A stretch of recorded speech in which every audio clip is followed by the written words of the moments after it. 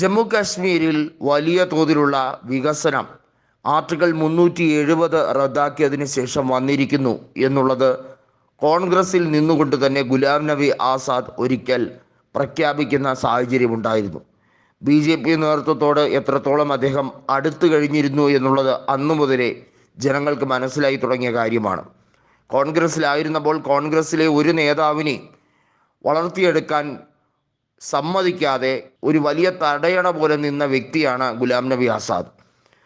രാജ്യസഭയിൽ നരേന്ദ്രമോദി ഗുലാം നബിയുടെ വിടവാങ്ങൽ പ്രസംഗവുമായി ബന്ധപ്പെട്ട കാര്യത്തിന് മറുപടി പറഞ്ഞ് വളരെ വൈകാരികമായി അദ്ദേഹത്തിനെ BJPയിലേക്ക് അടുപ്പിച്ചു എന്ന് വേണമെങ്കിൽ പറയാം.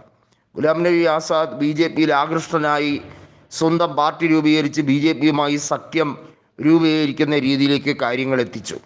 എന്നാൽ ആസാദ് എന്നു മുതലാണോ പാർട്ടി വിട്ടത് അന്നു മുതൽ കോൺഗ്രസിൻ്റെ നല്ല കാലം ജമ്മുവിലും കശ്മീർ മേഖലയിലും തുടങ്ങിയെന്ന് തന്നെ വേണമെങ്കിൽ പറയാവുന്ന രാഷ്ട്രീയ സാഹചര്യമായിരുന്നു. കാരണം അവിടുത്തെ പ്രാദേശിക തെരഞ്ഞെടുപ്പുകളിലടക്കം നിരവധി സാഹചര്യം കോൺഗ്രസിന് അനുകൂലമായി മാറ്റിയെടുക്കുന്ന ഒരു രീതി അവലംബിക്കാൻ കഴിഞ്ഞു. കോൺഗ്രസിനെ സംബന്ധിച്ചിടത്തോളം ദേശീയ തലത്തിൽ ജമ്മുവിലും കശ്മീരിലും തിരികെ വരേണ്ടതിൻ്റെ അനിവാര്യത എത്രത്തോളമാണ് എന്നുള്ളത് എല്ലാവർക്കും അറിയാം.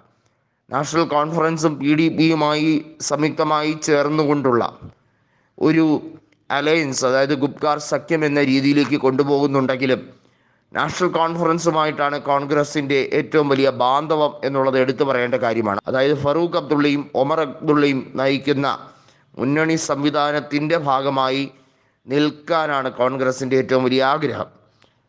ഇവിടുത്തെ ഏറ്റവും പ്രധാനപ്പെട്ട കാര്യം എന്ന് പറയുന്ന ആസാദ് കോൺഗ്രസ് വിട്ടതിന് ശേഷം ഉണ്ടായ രാഷ്ട്രീയ മാറ്റങ്ങൾ, അതിനെ രണ്ട് ഘട്ടങ്ങളായി തിരിക്കാൻ തന്നെ കഴിയും. ആസാദ് കോൺഗ്രസ്സിൽ ഉണ്ടായിരുന്ന കാലഘട്ടവും അതിനുശേഷവും.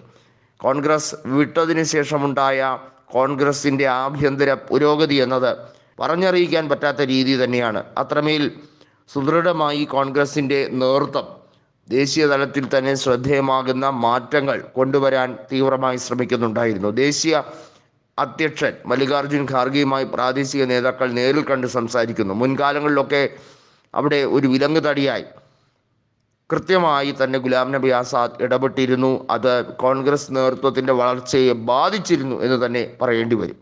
ആ രാഷ്ട്രീയ രീതിക്ക് ഒരു അറുതി വന്നതിൽ കോൺഗ്രസ് ഏറെ സന്തോഷിക്കുന്നു എന്നുള്ളതും, തെരഞ്ഞെടുപ്പിൽ ആസാദിന് ആദ്യ തിരിച്ചടി എന്ന രീതിയിൽ മത്സരിക്കുന്നില്ല എന്നുള്ള അദ്ദേഹത്തിൻ്റെ പ്രഖ്യാപനം കൂടി വരുമ്പോൾ അത് എത്രത്തോളം കോൺഗ്രസ് നേതൃത്വത്തിന് ആശ്വാസകരമാണ് എന്നുള്ളതും എടുത്തു പറയേണ്ട കാര്യമാണ്.